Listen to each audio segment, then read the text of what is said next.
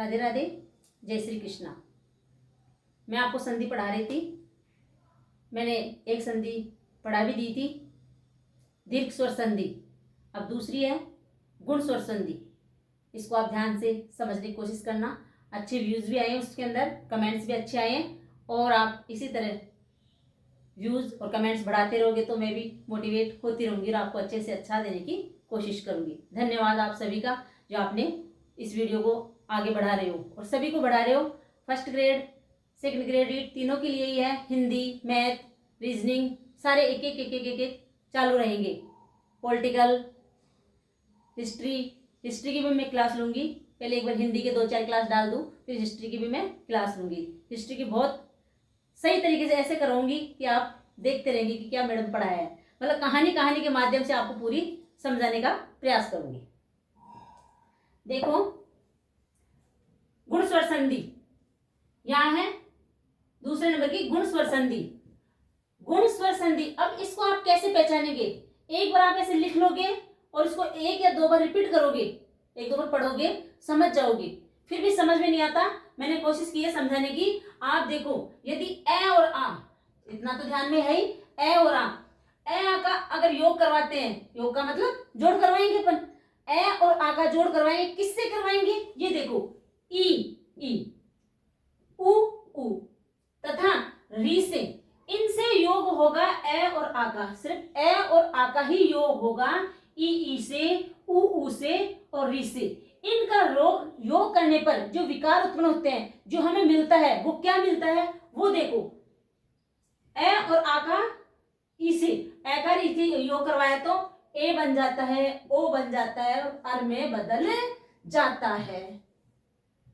ए आ का ई से, उ से, री से योग करवाते हैं तो क्या बदल जाता है? ए ओ अर में बदल जाता है। इतना ये ध्यान रख लोगे, इतनी सी परिभाषा आपको ध्यान रखनी है। अगर ये याद रह गई तो कोई दिक्कत नहीं है। अब आप देखोगे कैसे ध्यान रहेगा, आप ये उदाहरण देखोगे, उदाहरण देखने के बाद में आपको समझ में आ जाएगा कि क्या है। यहां देखो, ए और आ, ए और आ का हमने मिलान करवाया किससे? ई से। चाहे ई छोटी हो चाहे ई बड़ी हो, दोनों में से कोई भी हो सकता है। उसका हमें क्या प्राप्त हुआ? ए। ऐसे अनार के ए है, आपको पता है ये मात्रा ए लगती है। ए और आ है, इसका हमने मिलान करवाया, जोड़ करवाया, संधि करवा दी, इससे जोड़ दिया। उ और उ, छोटा उ हो या बड़ा उ हो, दोनों में से कोई भी हो सकता है। इनमें से इन दोनों को आया तो क्या बन गया? ओ।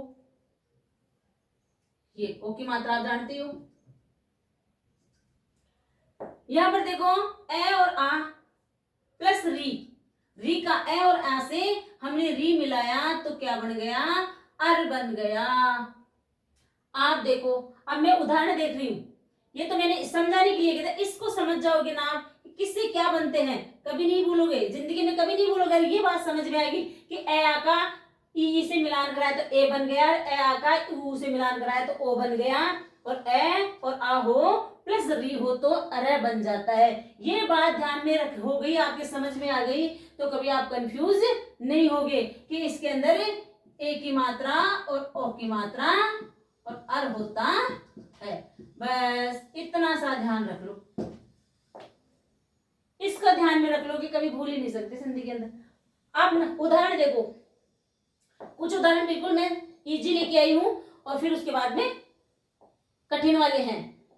सरल से हम कठिन की ओर चलेंगे।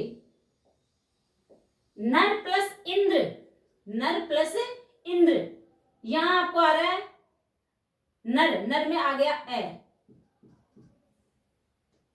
आ गया, ये ई हो गया। देखो ध्यान से, ये ए आ गया और ये ई हो गया। अब क्या बन गया? ए आया, ए और ई हमारा यही कह रहा है कि ए और ई बन के क्या बनता है?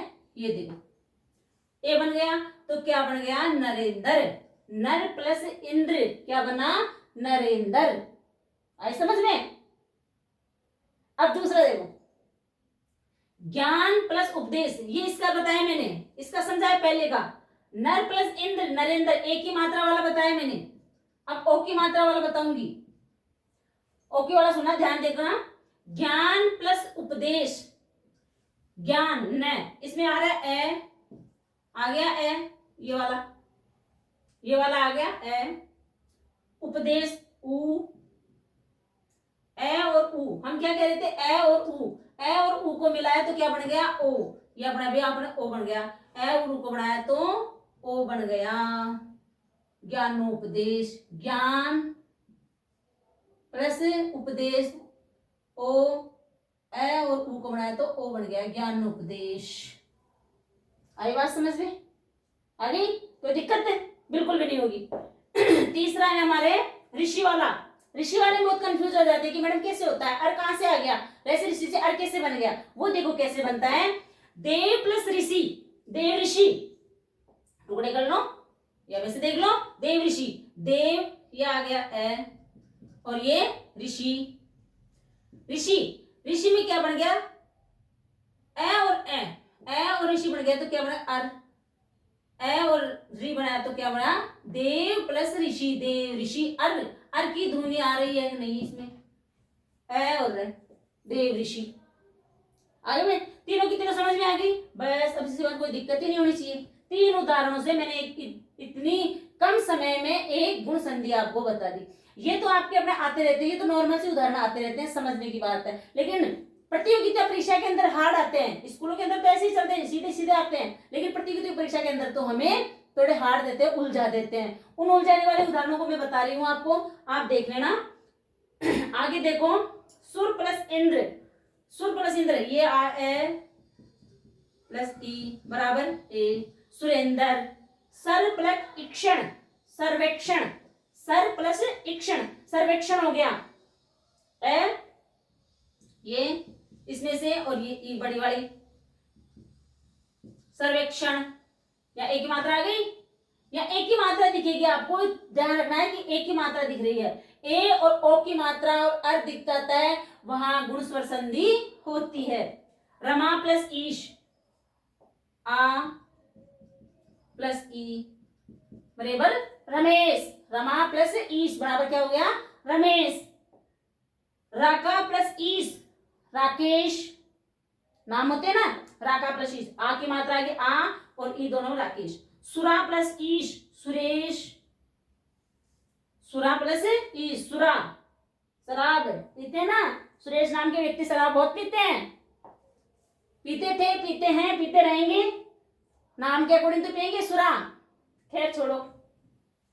आगे देखो, परोपकार, ये आते हैं प्रतियोगिता परीक्षा के अंदर, ये ऐसे वाले इजी वाले नहीं आते हैं, ऐसे वाले आते हैं, इनके अंदर हमें अटक जाते हैं, हमारे कई बार समझ में नहीं आता। देखो, पर प्लस उपकार, ए उ, परोपकार, ओ की मात्रा आ गई। द्वारका प्लस ईश, द्वारका प्लस ईश, द्वारकेश, आ प्लस ई बराबर द्वारकेश।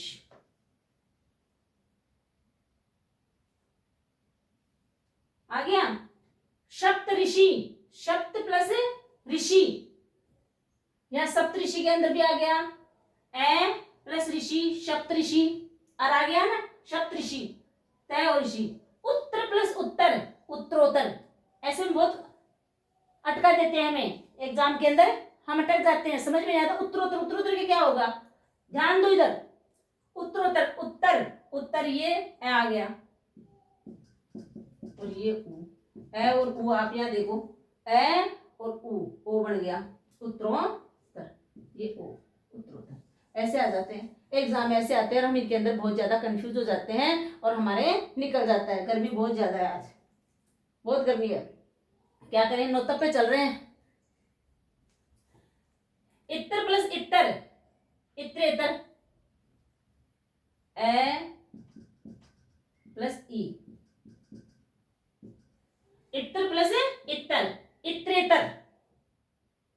शीत प्लस ऋतु, शीत ऋतु, ए और ऋषि, तो शीत ऋतु, ऐसे वाले आते हैं, ये एग्जाम में आते हैं और इनको आपको अच्छे से तैयार करना है और पढ़ना है। इनसे बाहर नहीं जाते, ऐसे आते हैं, इनको कंफ्यूज कर देते हैं। ये छोटे स्कूलों में आते रहते हैं, ये स्कूल टाइप में है और ये एग्जाम ऐसे आते हैं। पिछली बार भी एग्जाम में आया था, इनमें से 2-3 आते रहते हैं।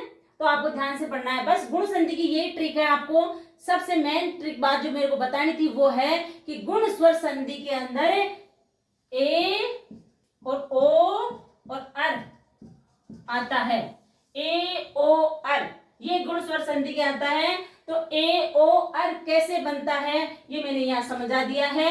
ये ट्रिक अगर आपके ध्यान में रह गई तो आप गुण स्वर संधि गलत नहीं कर सकते। समझोगे, करोगे, एक बार पढ़ोगे इसको, 2 बार पढ़ोगे, तीसरे बार आप उदाहरण देखते समझ जाओगे कि ए की मात्रा है कौन सी संधि है, ओ की मात्रा है कौन सी संधि है, गुण स्वर संधि है। ये तो इसके टुकड़े करके देख लो, इनको बीच में से करोगे मिल जाएंगे आपको, हो जाएगा। ये स्वर संधि आ गई। एग्जाम में ऐसे ही आते रहते हैं, इनमें से इनके बाहर नहीं आते, इस तरह से होते हैं। ये पूछ लेते हैं कि ये कौन सी संधि है, नाम पूछ लेते हैं कौन सी संधि है, ये किस संधि का उदाहरण है, इसका संधि विच्छेद करो, और फिर अपन क्या हो जाते हैं, कंफ्यूज हो जाते हैं। इन छोटी छोटी के अंदर हम कंफ्यूज हो जाते हैं। तो हमें कंफ्यूज नहीं होना है और आपको समझना है। तो देख लेना, हमने आपको 2 संधि करवा दी है, दीर्घ स्वर संधि और गुण स्वर संधि। अब हम वृद्धि स्वर संधि करवाएंगे। पहले आप इसको पढ़ेंगे, समझेंगे, लाइक करेंगे, शेयर करेंगे और कमेंट करेंगे। उससे ज्यादा दीर्घ स्वर संधि से ज्यादा कमेंट और व्यूज आने चाहिए। उसके बाद में ही मैं वृद्धि संधि का बताऊंगी। और वृद्धि संधि तो मैं आपको इस तरह से समझाऊंगी कि आपको एक बार देखते ही समझ में आ जाएगी। इसलिए आपको क्या करना है, ज्यादा से ज्यादा लाइक, शेयर और कमेंट।